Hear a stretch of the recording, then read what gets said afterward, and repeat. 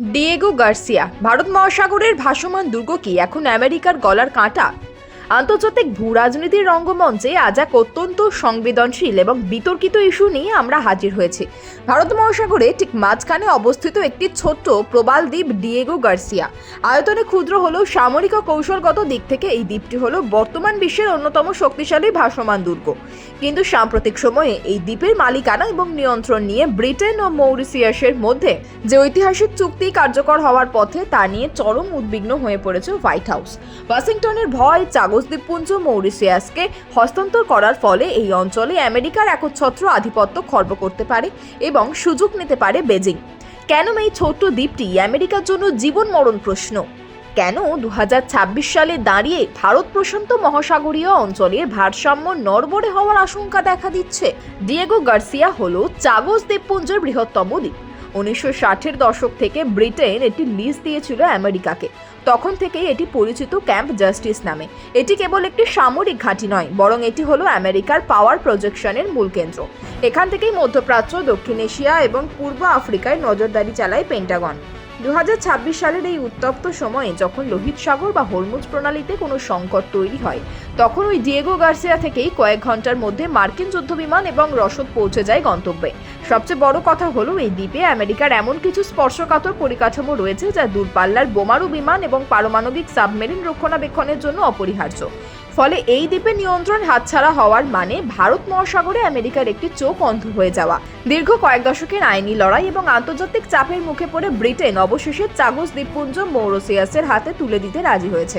আন্তর্জাতিক আদালত বা আইসিজে আগেই জানিয়েছিল যে এই দ্বীপপুঞ্জের উপর ব্রিটেনের দখলদারি অবৈধ, কিন্তু চুক্তিতে একটি বিশেষ শর্ত রয়েছে। বলা হয়েছে ডিয়েগো গার্সিয়া দ্বীপটি পরবর্তী 99 বছরের জন্য ব্রিটেন ও আমেরিকার সামরিক ব্যবহারের জন্য লিজ দেওয়া থাকবে।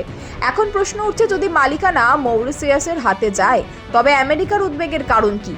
মার্কিন গোয়েন্দাদের আশঙ্কা মৌরিসিয়াসের ওপর চীনের ব্যাপক অর্থনৈতিক প্রভাব রয়েছে। যদি ভবিষ্যতে চীন কোনোভাবে মৌরিসিয়াস সরকারকে প্ররোচিত করে এবং এই দ্বীপের আশেপাশে সামরিক বা বাণিজ্যিক বন্দর তৈরি করতে পারে, তবে মার্কিন ঘাঁটির নিরাপত্তা এবং গোপনীয়তা বড়সড় হুমকির মুখে পড়বে।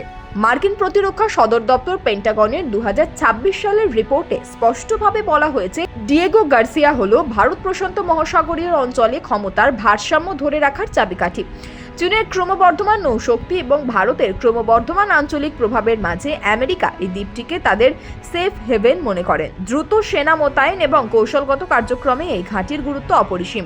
যদি ডিয়েগো গার্সিয়ার উপর পূর্ণ সার্বভৌমত্ব মৌরিসিয়াসের হাতে থাকে, তবে আন্তর্জাতিক আইনের মারপ্যাচে আমেরিকার স্বাধীনতা কমে যেতে পারে। বিশেষ করে ড্রোন হামলা বা পারমাণবিক সাবমেরিন মুভমেন্টের ক্ষেত্রে মৌরিসিয়াসের অনুমতি নেওয়ার বাধ্যবাধকতা তৈরি হলে তা পেন্টাগনের জন্য হবে এক দুঃস্বপ্ন।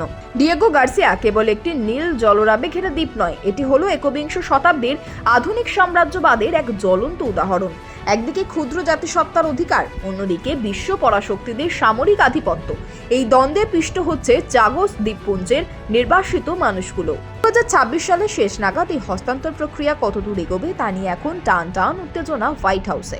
ব্রিটেন কি শেষ পর্যন্ত চুক্তি থেকে পিছিয়ে আসবে, নাকি আমেরিকা নিজেই মৌরিসিয়াসের সাথে কোনো নতুন গোপন চুক্তিতে আবদ্ধ হবে? ভারত প্রশান্ত মহাসাগরীয় অঞ্চলের জল এখন আরও ঘোলাটে হতে শুরু করেছে।